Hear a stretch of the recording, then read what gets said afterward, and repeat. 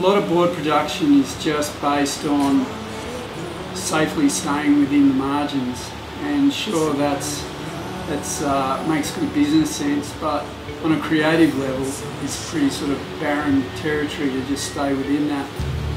And I think that especially hand shaping, it's so easy to be in the moment and go, well, there's a flash, why don't I just go down that path and check it out.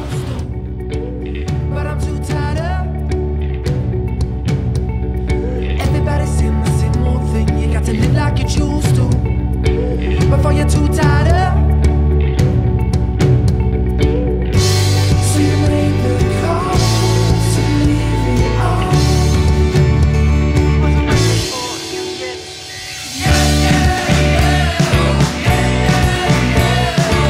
To go through that on your shoes, he had a reckless youth. And getting his so jeans, captain of a cloudless dream. Can't tell the day. I find that a fair bit on different boards for me, especially coming from competing so much for the last 10 years of my life. It's just really refreshing to hop on different equipment and fly down the line and not necessarily think about doing a turn, not worrying about trying to come deep off the bottom and trying to belt it in the pocket. Yeah, I guess those boards almost just give you an excuse to surf that way, and they encourage that as well. That's what they're good for. Before you're too tired of. So you made the call to leave it on.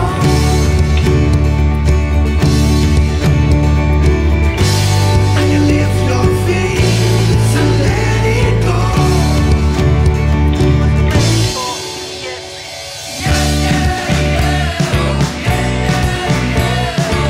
To go through that on your shoes, he had a reckless youth. I think it's important to ride and shape a variety and a wide range of boards. One that doesn't keep you so stagnant and boring, and you can learn different lines. Like for surfing, learn different lines on one particular board that you wouldn't have learned, and incorporate it back with your own surfing on your other board. And the same way goes with shaping.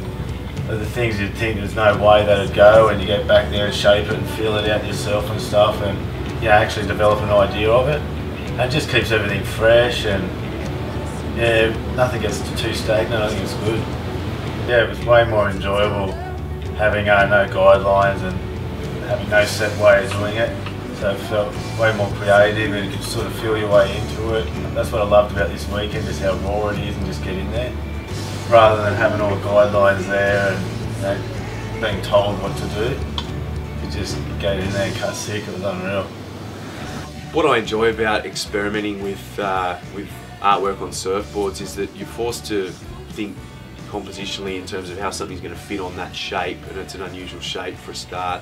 And secondly, it just plays with the idea of whether the surfboard is a surfboard or an artwork, and it does make people look at the surfboard in a different way and think, gee, this is something handcrafted, it's a beautiful thing in itself.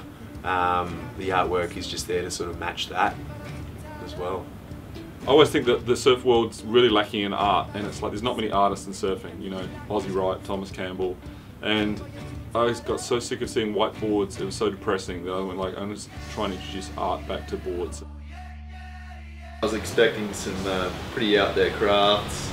With all the ingredients that were there, it was always going to be a good week. I mean, just all the people together and having waves out front. We had some great surf straight out front, which is kind of ideal scenario really. So it all just flowed on really nicely, and it was just a good week all in all.